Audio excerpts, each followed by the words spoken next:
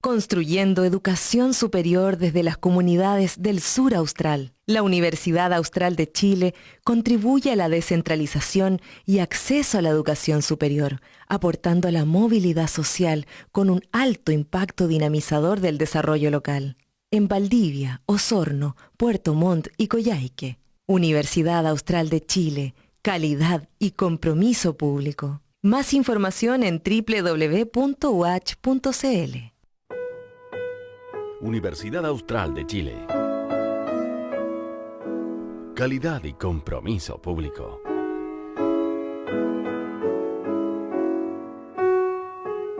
Síganos en redes sociales como Radio UH Valdivia en Instagram y Facebook, @Radio UH en Twitter, y visita toda nuestra programación en www.radiouach.cl. Ya estamos en estos territorios sostenibles de hoy. Vamos a estar conversando con quienes nos acompañan ya en este horario. Está con nosotros Henry Surmendi y Ricardo Millán, a quienes saludamos, le enviamos un abrazo en esta etapa de comillas de confinamiento, a pesar de que seguimos resguardándonos dentro de lo que se puede, ¿no? Ustedes trabajando, por supuesto, en distintas áreas. Ricardo, lo hemos dicho, en la consultoría, en el desarrollo de la empresa privada, pero también con una trayectoria en el desarrollo de la gestión pública. Y Henry Surmendi en ProChile, pero también con diversos momentos en distintas reparticiones, incluida la intendencia, ambos la intendencia de la región de Los Ríos. Tenemos esta oportunidad, hoy no va a estar Pablo Díaz, así es que nos va a faltar algo, ¿ah? Nos va a faltar una pata en la mesa por lo menos, digamos, aunque es más que eso, por supuesto. Y de todos modos le enviamos un saludo a Pablo, que está intensamente en sus labores allí de consultor también. Y, y mencionarles nomás que en la seguidilla de estas conversaciones hemos ido abordando mucha diversidad de temáticas. Henry ha colocado aquí más de una vez el tema del puerto. Entiendo que Henry, que además fue tema esta semana en la prensa local, la prensa regional, y bueno, eso también tiene que ver con tu trabajo. Pero hay otros temas también que hemos estado viendo y que quizás es necesario que reabordemos a propósito del desconfinamiento nomás. Lo digo como un comentario, no para forzar una discusión al respecto, pero está esto de qué pasa con los locales del centro. No sé si vieron esa discusión, porque eh, sí, efectivamente se está haciendo una fiscalización de los locales, comillas, de turismo, pero en rigor estamos hablando de restaurantes, pequeños cafés, lugares donde normalmente nos encontrábamos en la ciudad y que a propósito del desconfinamiento tampoco han podido todos funcionar normalmente, y no es la idea tampoco en principio, y eso choca con la realidad, porque en la realidad la demanda es creciente, se mueve la gente en la ciudad, comienza a copar los cafés, y por ahí los cafés también asumen de que, bueno, su rol será eh, abrir la puerta, digamos, ¿no? No cerrársela a nadie. Y allí se genera una cierta tensión con por lo menos los requerimientos actuales de confinamiento aún o de distanciamiento en el caso de los locales en que nos encontramos. Eso supongo que será materia de discusión, de tensión todavía durante un tiempo. No hemos vuelto a la normalidad, entre comillas, y eso se nota, ¿no? Se nota que todavía hay restricciones y por lo tanto hay desinteligencia respecto de realmente qué es lo que está prohibido y qué es lo que está permitido, ¿no? Y eso no deja de ser relevante en este tiempo. Eso por el lado de lo más local. Siempre va a haber otras temáticas a nivel nacional. Bueno, seguimos, digamos, la secuela de la discusión de las pensiones. Eh, no es necesariamente un tema que se pueda resolver muy rápido, y a propósito de los proyectos de ley que están circulando, lo que se dio esta semana nomás, en estos días, es que se hizo efectiva la posibilidad del retiro del 10%. Y me imagino que ustedes, preocupados de la economía, se dieron cuenta creo que fueron 3 millones de personas que consultaron una cosa así, eh, o quizá menos, pero en definitiva hay una avalancha de por lo menos de la pregunta, y empiezan a haber entrevistas acerca de cuándo es mejor sacar el dinero, porque se da por hecho, ¿no? Que se va a sacar el dinero y además se da por hecho otra cosa, que es la inyección en la economía, en todas las economías, la, de precisamente esa capacidad de consumo, de pagar deuda, de revivir un poco la situación de la economía, de la microeconomía de la familia, etcétera. Em, Solo para abrir ello y pedirle también algunos temas, cómo están viendo ustedes la situación actual. Partamos con Ricardo. Ricardo, ¿cómo estás? Bien, bien, buenos días, buenas tardes ya. No, buenos días. Buenos días, Henry, buenos días, Víctor, buenos días a las personas que nos escuchan. Eh, sí, pues yo creo que hoy día estamos sometidos de alguna forma a mirar varios temas que están pasando. Eh, Cuando tú hablas de esta pequeña y tímida apertura de los restaurantes y todos los tira y afloja que va a haber con eso, esta acusación que están haciendo los funcionarios de salud de que podría haber algo de uso político de las fiscalizaciones, yo creo que por supuesto que van a ser todas las fricciones naturales que van a haber en el proceso de desconfinamiento. No, a mí no me llama la atención que ocurra. Yo lo que espero es que vengan de la mano de que alcancemos acuerdos donde la seguridad esté siempre por delante, donde la responsabilidad de los empresarios, más allá de las dificultades que tengan, prime, para que no tengamos rebrotes. Pero sobre todo nos pone la pregunta de, bueno, cómo reactivamos la economía de nuestro país, la economía de nuestra región. Y esa es probablemente la pregunta más compleja que no hay cómo dejar de mirar. Ahora, yo quería plantear solamente que he estado mirando porque esa es la pregunta que se está haciendo el mundo. Tampoco es que estemos haciendo una pregunta tan específica, ni estemos descubriendo un tremendo ámbito de estudio. Yo creo que está todo el mundo preguntándose lo mismo. Y a mí me ha parecido interesante ver cuáles son los tipos de respuesta que están ocurriendo. Y ahí me identifico completamente con una línea que se ha instalado bastante en el mundo, que es como todos los keynesianos. Los economistas entienden más lo que significa eso. Pero todo este mundo que está pensando en una economía mucho más verde, un sistema financiero distinto y un rol un poco más preponderante de los estados. Parece ser que por ahí hay que parece que por ahí hay una línea interesante que se ha instalado casi como un foro mundial de recuperación económica.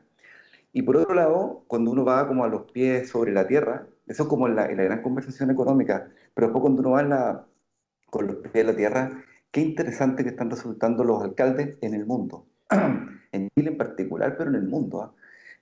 Tuve la oportunidad de estar conversando ayer con Carolina Leitao, qué cantidad de claridad respecto a lo que ocurre realmente en su territorio, qué cantidad de activismo en su forma de identificar sus quehaceres, que realmente es envidiable encontrar una alcaldesa de esas condiciones. No es que la ponga sobre otros que no conozco, sino que tuve la oportunidad de conversar con ella.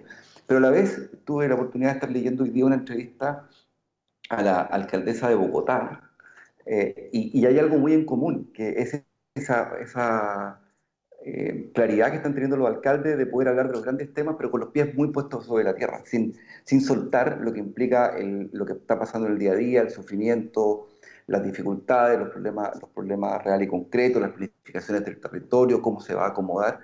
Me parece que hoy día los alcaldes, y a propósito también de los temas de descentralización, son los verdaderos gobernantes que están hoy día poniendo la cara por esta combinación o esta conversación entre la ciudadanía y el Estado. Y ahí yo creo que es interesante. Yo no lo veo aquí en la región, por lo menos en Valdivia no lo veo, digamos, no veo ese rol del alcalde Sabat para nada, al contrario, lo veo tremendamente ausente, pero cuando veo estos ejemplos por ejemplo, de Carolina Leitao o de Gonzalo Durán en Independencia, qué sé yo, o de la misma alcaldesa Ramona Reyes acá en Payaco, la escuchaba en un programa de radio el otro día, creo que están dando una luz respecto a que la conversación entre ciudadanía y Estado tiene que pasar por una relación mucho más cercana, mucho más del día a día, para que pueda ocurrir esta gran conversación económica de cómo recuperamos la economía, pero también cómo eso se hace no alejado de la ciudadanía y con el día a día. Yo creo que ahí hay una conversación que se está instalando que está muy, muy interesante y que vale la pena darle espacio. Ricardo Millán, que está con nosotros en nuestros territorios sostenibles hoy en Radio Universidad Austral de Chile, y está también con nosotros Henry Azurmendi. Henry, bienvenido. Gracias, Víctor. Saludos, Ricardo. Sí, el tema del desconfinamiento, de las medidas que se están tomando, eh, tienen hoy día una cara visible que son, claro, a nivel local, los pequeños emprendimientos, los restaurantes, ¿cierto? Espacios públicos, o sea, privados, que están volviendo a ser públicos, ¿eh? Y con toda una serie de restricciones, pero también con una serie de incertidumbres respecto a la situación sanitaria.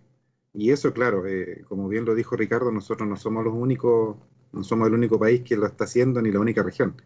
Es un tema en el cual todos tenemos que aprender en conjunto, y yo comparto la preocupación con Ricardo, y me imagino con la gente que nos está escuchando, del peligro que esto tiene para la salud, y todos los efectos contrarios que puede tener.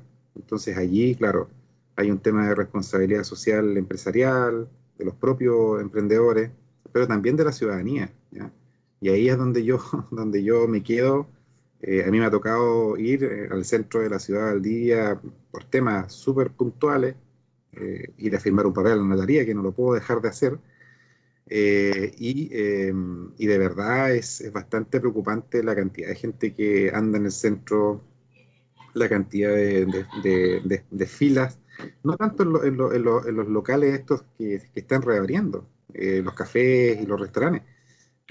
Gente haciendo filas en los servicios básicos, luz, agua, para pagar los servicios de telefonía. Y no sé si a ustedes les ha tocado ir, pero las filas son bastante grandes, y no se cumple el distanciamiento físico.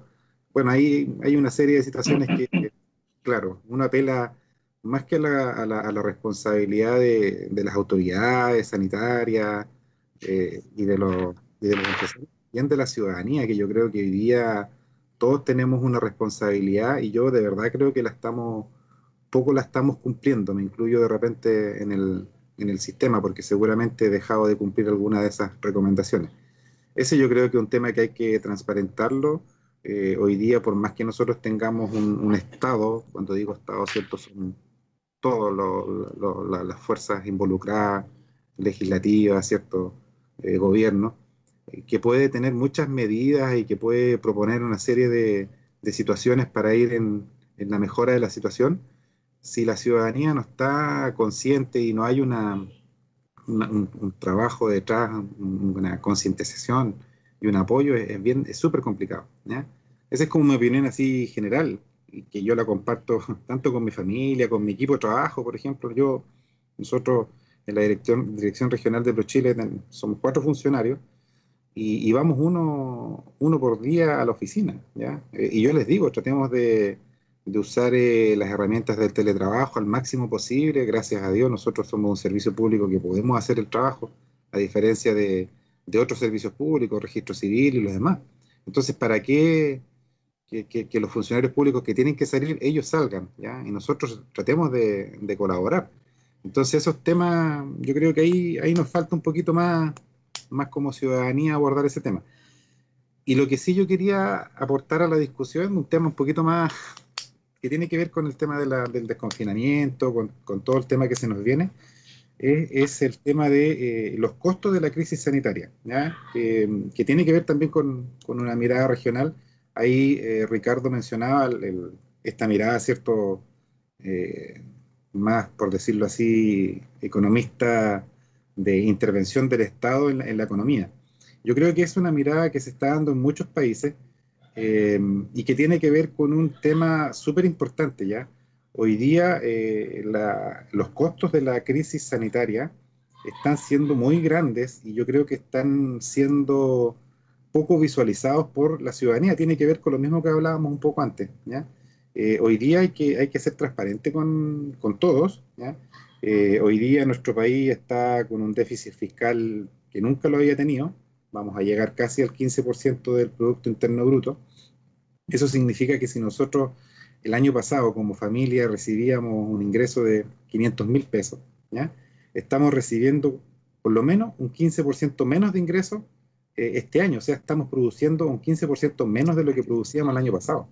Entonces, eso a la ciudadanía, a la gente hay que explicárselo, porque eso tiene una fuerte implicación en lo que es el presupuesto de la nación, el presupuesto de todos los chilenos, ¿ya? Todos los chilenos aportamos principalmente a través del pago del IVA a que los programas sociales, educación, salud, vivienda se puedan llevar adelante. Y hoy día el IVA a nivel nacional está en cifras históricas, ha bajado un 40% la recaudación del IVA, que es casi el 80% del presupuesto de la nación. O sea, son datos muy, muy fuertes. Entonces, tenemos una responsabilidad que es explicar, sobre todo a la gente que tiene conocimiento de que el país se está endeudando, ¿ya? El país tiene, en estos casos, súper simple, los economistas lo explican súper simple. Tú tienes dos posibilidades para este tipo de situaciones, ¿ya?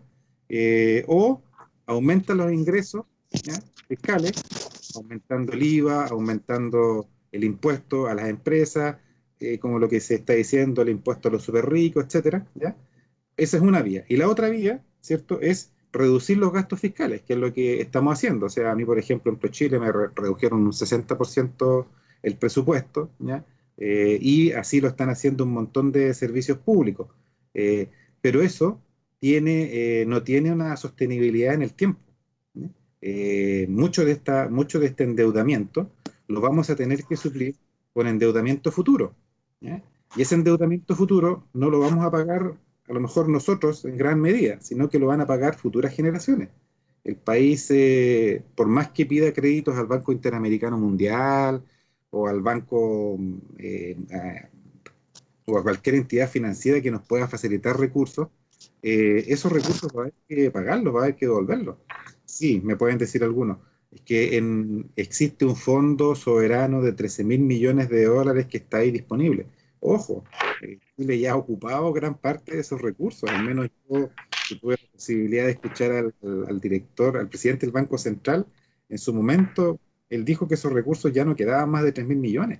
Entonces, ojo que es un tema, el tema quién va a pagar los costos de la crisis social y cómo los vamos a asumir como país, por lo menos los próximos 10 años, que es un tema que hay que discutir y hay que encontrar alternativas que involucren a todos los actores de la sociedad, porque va a ser un sacrificio completo.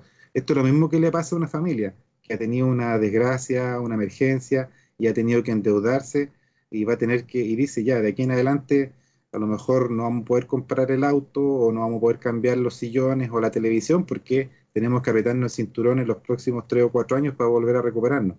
Y eso es lo que yo echo de menos en la discusión, ¿ya? Hoy día hay mucha discusión de que los recursos no bajan, los recursos no están, que no llegan a quienes tienen que llegar, pero también los recursos están siendo súper escasos, ¿ya? Y no creamos que tenemos un fondo mágico donde van a salir, porque hoy día no sacamos nada de ir a pedirle plata a los vecinos o pedirle al FMI, están todos los países en la misma, ¿ya? Están todos los países haciendo la misma solicitud, entonces es complicado el escenario y quería plantearlo eso como un tema de conversación acá, que es el espacio que tengo en la semana para hablar de esos temas. ¿Mm?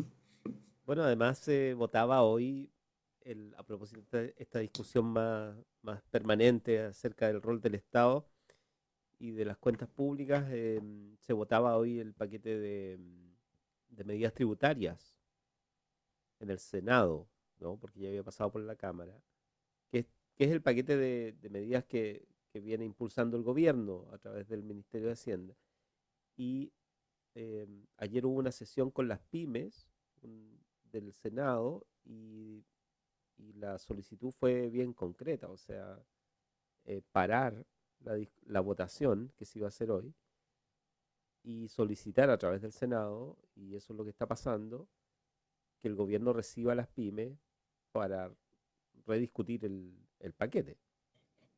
O sea, la complejidad de esto también es una cuestión que donde los actores políticos tienen múltiples roles y por lo tanto de lo técnico pasan rápido a lo político y viceversa, y probablemente no haya como creo que ustedes lo hacían notar, una solución muy clara respecto de qué hacer frente a una situación que se supone es crítica en muchos espacios, digamos. Estamos hablando de lo que se ha llamado la tardanza en la llegada de los fondos a las pequeñas y medianas empresas, y por el lado del gobierno lo que se sostiene es, o sea, hemos prácticamente invertido el FOGAPE en la pequeña y mediana empresa. Hablan del 96% de los beneficiarios desde ese mundo, ¿no?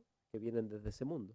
O sea, el, quiero decir con esto que la discusión formal que nosotros podemos dar respecto de la posición que uno toma, además tiene una técnica legislativa y política actual que no parece ser muy... No parecen haber acuerdos sustanciales en Chile. Ricardo.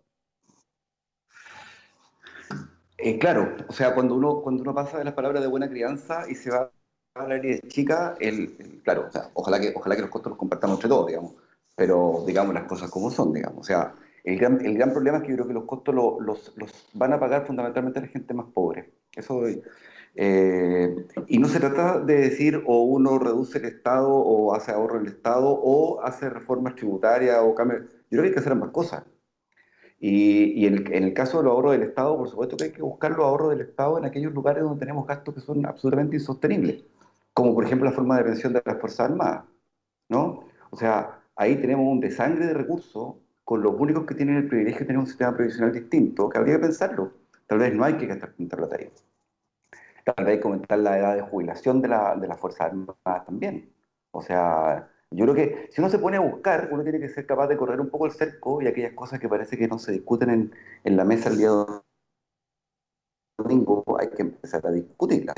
Hay temas de costo y también yo, por lo menos, soy una izquierda perfectamente disponible más a la conversación sobre la eficiencia del Estado. O sea, tampoco es que vamos a crecer el Estado, no, el Estado también tiene que entrar en cada uno de los detalles. Y tal vez hacerse la pregunta si esos 4 funcionarios son 3, o si tal vez es territorial, no sé, todas las preguntas yo creo que tienen que estar abiertas.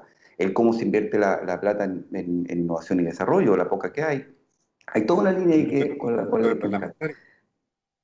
Por ejemplo, pero ahí ya por lo menos las iniciativas parlamentarias han surtido efecto. Yo creo que ahí el aporte de los diputados Jackson y Boric ha sido realmente llamativa. Yo creo que ellos requieren todo un homenaje porque ellos pusieron el tema desde el principio y se sacaron vestidura y todo, pero algo se avanzó y yo creo que ahí ya estamos metidos, pero hay que entrar en todos los ámbitos, ¿eh? Yo particularmente creo que el tema Fuerzas Armadas es un tema en el que hay que entrar fuerte, eh, y más allá de las eficiencias. Pero por otro lado está el tema de cómo uno recauda, porque efectivamente esto hay que meterle más plata. De ahí lo más importante es que uno no puede meter en el mismo saco los impuestos que son horizontales para todos con los impuestos, por ejemplo, los súper ricos. Estamos hablando de antigua, de cosas completamente distintas. Porque lo primero es un efecto efectivamente donde los más pobres terminan pagando mucho. Es como que tú aumentaras el IVA. Todos compramos y todos pagamos IVA, por ende la persona que tiene menor cantidad de recursos le es mucho más impactante que le aumenten el IVA que aquel que tiene mucha plata. Por eso que más bien lo que hay que pensar es impuestos del estilo, los impuestos que incluso podríamos discutirlo si es por una vez, por 2 veces, pero impuestos a los súper ricos de tal manera que haya algún efecto distributivo. Y además aquí hay un factor político que es súper relevante y que tiene que ver con sincerar cosas. Cuando el gobierno dice, oye, pero si el FOGAPE ha sido un éxito, la verdad es que el FOGAPE se pensó que llegara a 1 millón de empresas y ha llegado a 190.000. Pero más el 44,2% ha sido para grandes empresas, por el aumento del rango. En el fondo, la plata no le ha llegado a los más chicos, la plata le ha llegado a los más grandes. Y los bancos, que no son nadie de eso, lo que hacen es poner la plata, ojalá, en aquellas empresas donde tienen más posibilidad de recuperarlo. O sea, lejos de apostar por aquellos que están en las dificultades, bueno, apostemos por poner plata rápido en aquellas empresas que uno sabe que más o menos están paraditas y que no les va a pasar mucho. Y por otro lado, hay un tema también en la eficiencia de la política pública, la rapidez. Yo creo que particularmente este gobierno ha sido lento. Y eso lo reconoce todo el mundo y lo reconocen internamente en el propio gobierno. Está llegando a destiempo. Ya, yo siempre he sido hincha de la UA y esto ya hay que comparar a Pepe Rojas con el gobierno, ya es una cuestión de todos los días, digamos. O sea, Pepe Rojas era era un crack de rapidez frente a la forma de llegar del gobierno. Pero por otro lado hay políticas que definitivamente no están, y eso es súper llamativo. La ausencia de las instituciones de fomento ha sido realmente llamativa, o sea, no aparece en el discurso público que está haciendo Cercotec, que está haciendo Corfo. Yo saco un poco ProChile porque ProChile se mantiene dentro de una línea que es poco adaptable al momento, pero cuando pienso en Corfo, Cercotec, en Sense, digo, oye, ¿dónde están las políticas de capacitación para la reconversión productiva que vamos a tener? ¿Dónde están las capacitaciones masivas que podrían ir acompañadas de subsidios? Porque uno de los temas que tienen los subsidios también es que te entreguen plata sin hacer nada es una cuestión que te salva el tema de la renta, pero no te saca de la pobreza del momento, que es la sensación de que estáis sin pega, que no estáis haciendo nada, que no te estáis preparando, que viene difícil. Sería bastante más interesante que Sense generara una política de capacitación ligada a subsidios, por ejemplo. Me estoy capacitando, me estoy preparando y al mismo tiempo recibo el aporte del Estado. Levanto el ánimo y levanto las finanzas. Entonces, aquí lo que tenemos son paquetes completos que hay que mirar, pero además hay que mirarlo iluminado por la lámpara del futuro, pues, si eso es lo más complejo. No podemos volver a hacer lo mismo que hacíamos antes. Yo creo que si volvemos a mantenernos con un sistema productivo de crecimiento constante y sin respeto al medio ambiente, lo más probable es que esta situación que estamos viendo ahora como extraordinaria se nos empiece a volver bastante común. Y eso yo creo que no es lo que queremos. Entonces hay que pensar en una economía de reconversión verde. Y sobre todo, yo quiero insistir en que hay que repensar el sistema financiero. Yo creo que hoy día es el momento clave de crear una verdadera banca del desarrollo.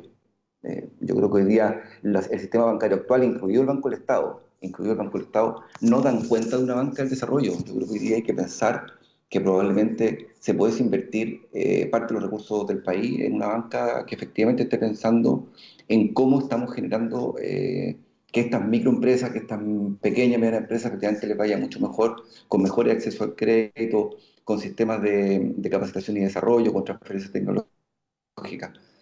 Yo creo que hoy día hay que mirar el presente, pero también con el ojo puesto en el futuro. Bueno, pero además el ministro de Economía dijo o sea, a propósito de las cifras, ¿no? De las caídas en la actividad económica, que de todos modos hay una luz al fondo del túnel, decía, ¿no? Que, que se esperaba incluso que se caiga más la economía. Eh, Supongo que todavía vamos a ver estas cifras y estos comentarios durante meses. No va a ser muy fácil esto. Y yo les quería preguntar además por esto, a propósito de lo que dice Ricardo, porque efectivamente las para nosotros nuevas formas de economía, o la economía circular en su momento, que circuló en los primeros semanas de la pandemia como una alternativa, después desapareció al parecer, eh, implica que hayan cambios también en las formas de gestión, incluso del propio Estado o de la administración pública. Y todo eso, no sé si en este tiempo es posible, digamos. O sea, se lo pregunto a ustedes que conocen mejor el territorio de la administración pública. No sé si en este minuto el gobierno está muy preocupado o las reparticiones están muy preocupadas de innovar respecto de sus estrategias, a propósito de la capacitación o incluso a propósito de la sostenibilidad en general. Henry Surmendi.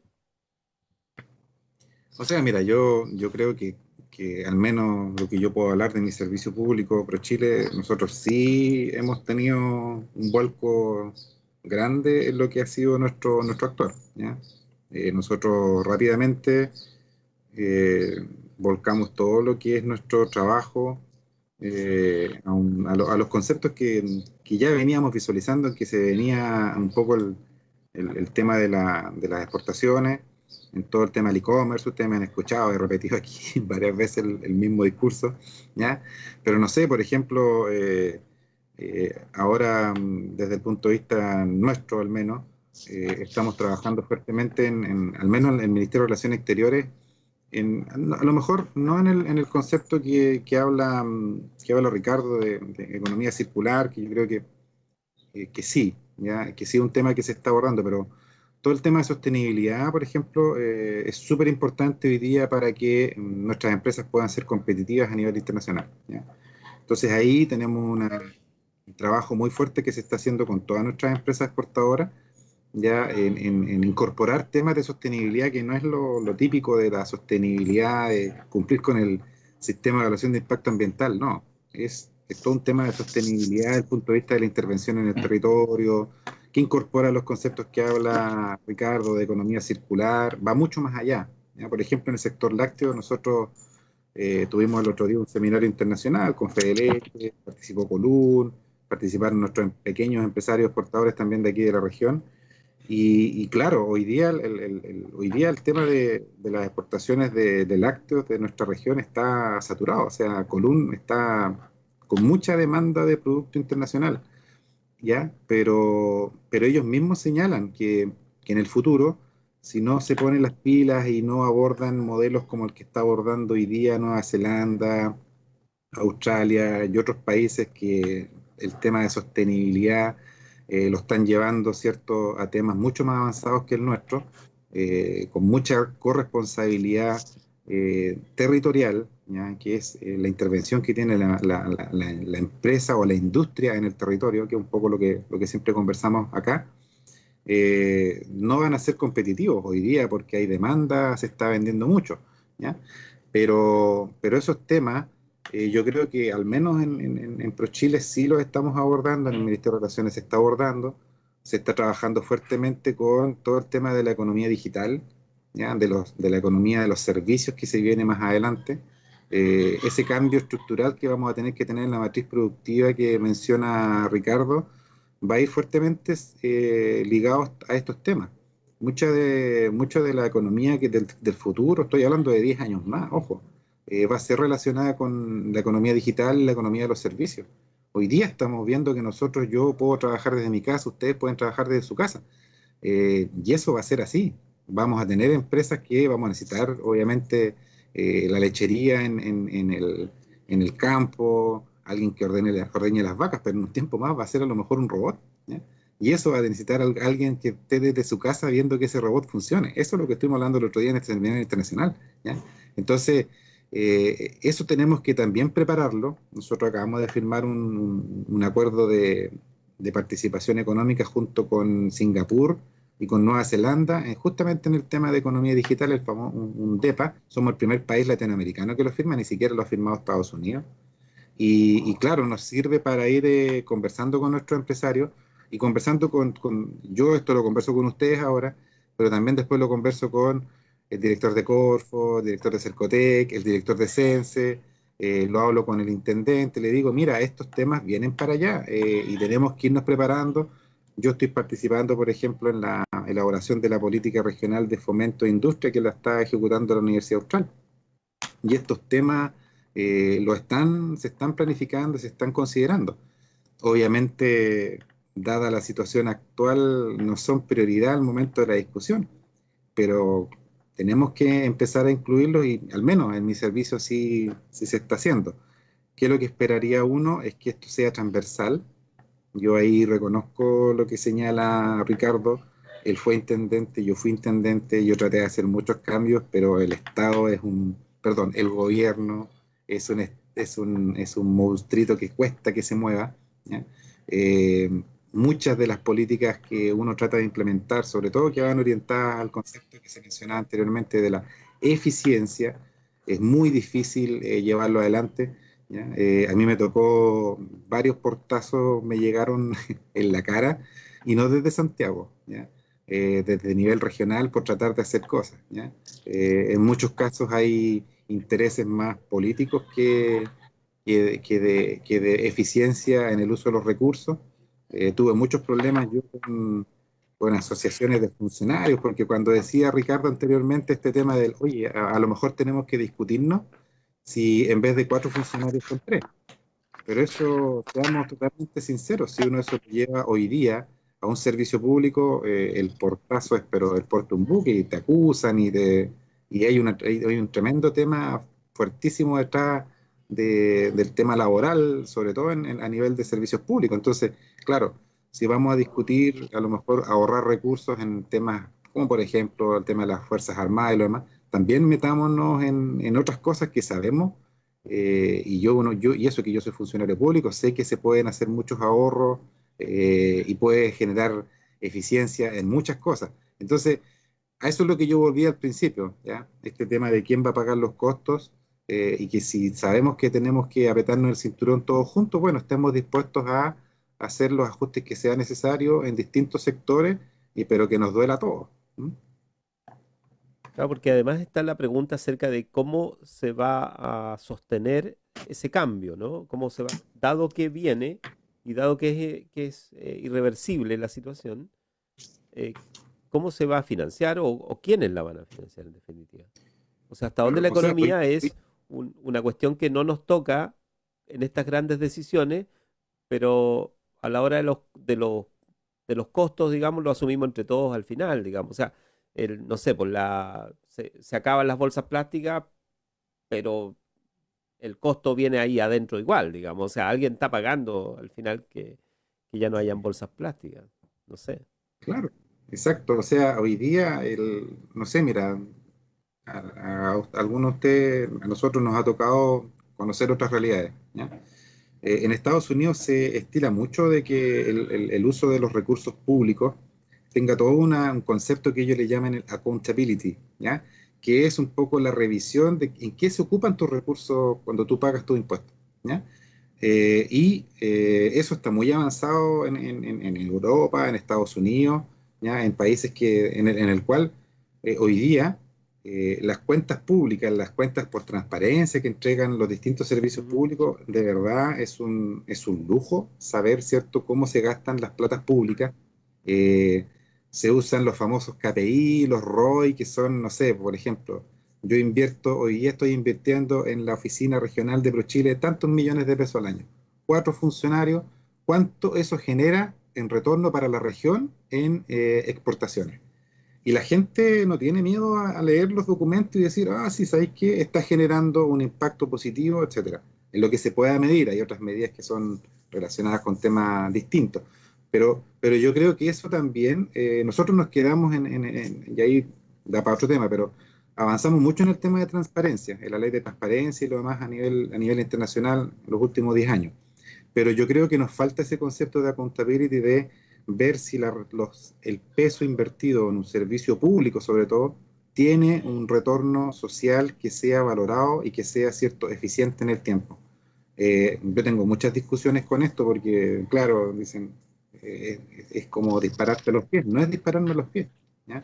Los que hemos trabajado, los que hemos estudiado en esto, junto con Ricardo, que nos encanta trabajar en el sector público, es justamente para esto que participamos y trabajamos, porque sabemos que si nosotros somos eficientes en el uso de los recursos del servicio público, que son pocos, ¿ya? Eso va a ayudar a mejorar el desarrollo Ujú. de los territorios, etcétera, etcétera. Entonces ahí creo yo que esto mismo que mencionábamos anteriormente, quién va a pagar los costos de la crisis, los costos son altos, pongámonos de acuerdo. Creo que sensibiliza además, ¿cierto?, las discusiones que hay que tener más adelante, que como dijo Ricardo, se vienen y se vienen interesantes y fuertes.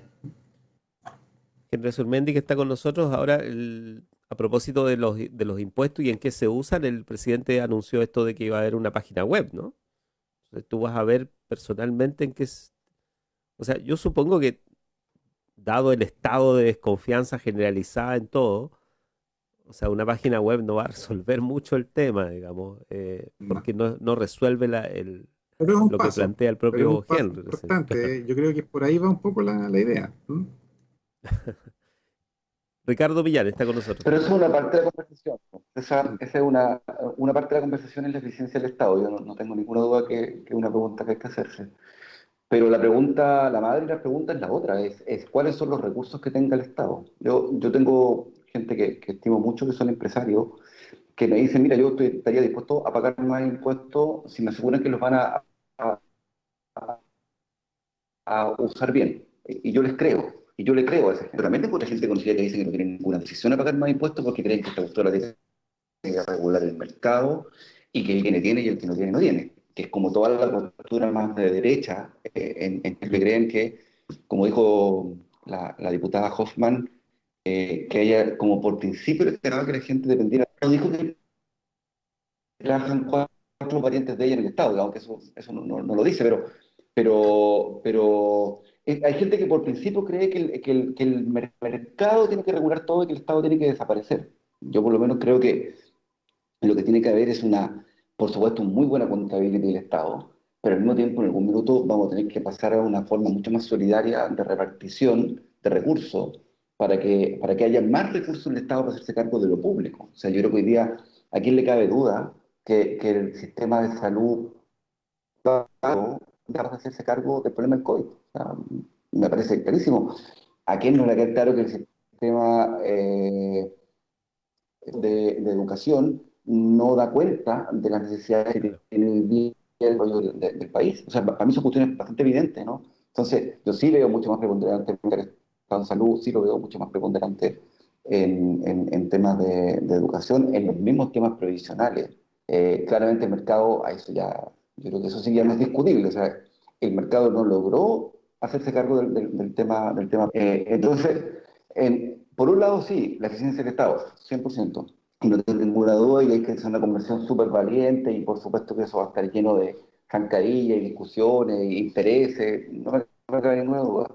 Pero por otro lado, para dar esa conversión con seriedad y de frente a la ciudadanía, tiene que ir de la mano también con un sistema de distribución y con un sistema de incentivos que permitan que efectivamente lo que se produzca es una mayor cantidad de recursos para lo común. Y ahí yo quiero dar una vuelta sobre lo que decía Víctor al principio, esto del llamado a la ciudadanía a que se comporten responsablemente. Yo tengo la idea que comportan que las circunstancias que tienen. Yo en general creo que hay poca gente que hace las cosas de maldad.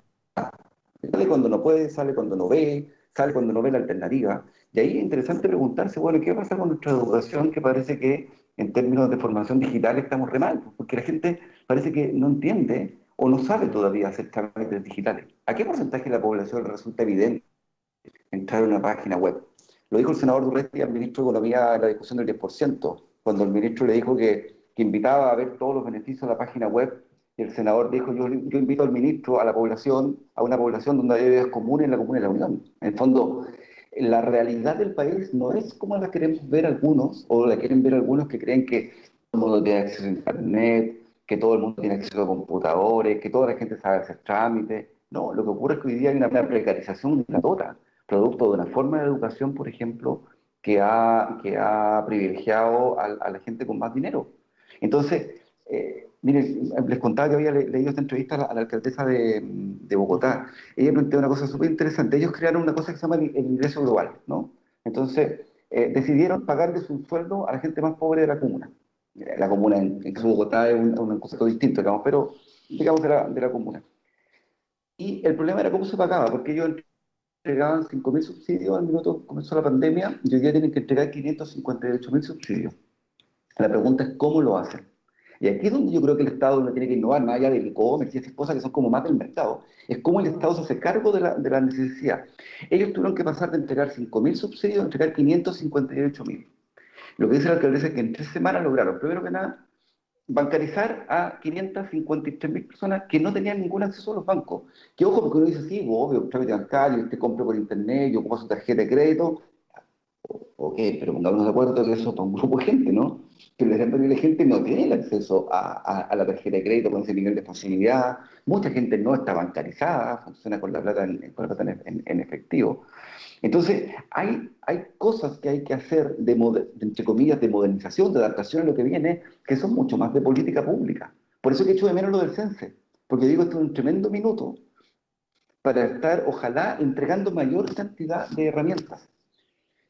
Lo que pasa con el tema de la educación a distancia, o sea, ¿no les parece llamativo que en un minuto que todo el mundo habla de la digitalización, de la alfabetización, de los millennials, resulta que estamos bastante con poca ropa para hacernos cargo de una educación online?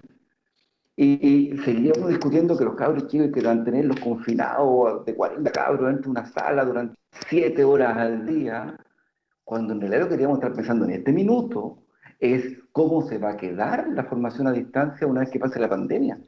¿Ustedes creen que va a ser sencillo mantener a los cabros chicos metidos en una sala de clase después de lo que han vivido y después de ver que es posible? O sea, hay harta cosa que hay que empezar a pensar en modernización o en innovación que tiene que ver con un juicio de realidad, y vuelvo también al tema del principio, y con acercarse a lo que la gente realmente vive. Cuando Víctor dice que uno va al centro, o gente, no me acuerdo quién dijo, uno va al centro y está lleno de gente, bueno, sí, pues que eso hay que verlo, la gente necesita salir, ¿por qué? Porque probablemente si yo vivo en una casa de 40 metros cuadrados y somos 6, es que necesito salir. Es que no puede ocurrir lo que diga el ministro Mañalich cuando dijo, uy, es que yo no tenía idea que vivíamos las casas eran tan chiquititas. Es que esa es la realidad de la mayoría de los ciudadanos de Chile. Entonces, uno no puede decirle a la gente, oiga, compórtese, no salga. Es que te encargo quedarte con 6 personas en 35, en 40 metros cuadrados. Es que debe ser para volverse loco. Entonces, ¿cómo nos empezamos a hacer cargo de eso con una perspectiva de innovación? Y ahí uno echa menos al Estado, a los municipios mucho más activos. Uno dice, pucha, se está preparando, parece que todo el tema del desconfinamiento es si van a abrir, con todo respeto, el café del centro. Oye, pero paremos, si la gente que va al centro debe ser el 10% de la población. Y el 90% hay que prepararse para el desconfinamiento en las plazas públicas, en las canchas de baby fútbol, en los parques, porque ahí va a ir la gente. Si la gente, es muy poquita la gente que se va a tomar un café ahí Ujú. al Sanjara nuestro. El problema va a Sí, ocurrir además, en las poblaciones, porque ahí necesitamos que pase algo. claro, de hecho en las poblaciones no hay tampoco mucho que recorrer, entonces terminas yendo al centro igual. O sea, si es por salir, es inevitable que se concentre la atención en el centro y le tocará un café en el primer momento y después le tocará a espacios distintos como el comercio en general, ¿no? O sea, para qué decir los centros comerciales o los supermercados, ¿no? Que son espacios que tienden también a tener un rol social un poco más relevante que quizá el que debieran tener, ¿no? Porque efectivamente no tenemos otros espacios en los cuales juntarnos. No nos quedan minutos, se me acaba de acabar la batería de la cámara, de hecho, pero eh, agradecerles de todos modos estar aquí. Creo que Ricardo en el momento culmine de este espacio mencionó esto de Pepe Rojas y y el rol del gobierno, ¿no? Eh, Mientras no Oye, estemos pero el Pepe gobernados por Rojas el fue pitbull, seleccionado nacional, no lo voy a mirar así, pues, Ricardo. Ah, quedémonos tranquilos entonces, vos. No, no, sí, El presidente decíamos que y- éramos, ¿qué es lo que decía antes de toda la embarrada, que éramos un ejemplo? no, sí. Hemos tenido presidentes que han dicho muchas cosas y presidentas, así que no diga eso. ¿Sí? y- y Siempre, vamos a siempre seguir hay. teniendo Henry Va a empezar a seguramente. jugar a empatar, pues. Va a empezar a jugar a empatar, pues, entonces. Claro. Pero No, pero no me grande mate, Pepe si Roja, el grande Pepe objetivo era que Roja, no se me nos mate el fue Pepe Rojas, pues, ¿ah? A lo mejor era lento, pero sabía llegar. ¿Ah? A lo mejor no es necesario ser tan rápido. A eso es lo que voy. ¿No? Eso, claro, yo estoy de acuerdo. Además, a mí lo que me eso es interesa es que no particular, seamos eso es gobernados por el particular. pitbull. Con eso me contento. Un gusto, como siempre, estar con ustedes. Nos Bien. reencontraremos, Henry Azurmendi y Ricardo Millán. Nos Bueno, vemos. pues, Que estén muy bien, que tengan muy buena semana. Bueno, un abrazo. Chao, chao. chao. Nos despedimos aquí en el territorio sostenibles de hoy y por supuesto los invitamos a continuar con la radio. La radio, decíamos, va a tener todavía unos días para la implementación tecnológica que nos permita renovar la señal al aire, pero estamos en la señal online, por supuesto, acompañándonos y acompañándolos. Así que un gusto como siempre. Nos reencontramos. Chau, chau. Universidad Austral de Chile. Calidad y compromiso público.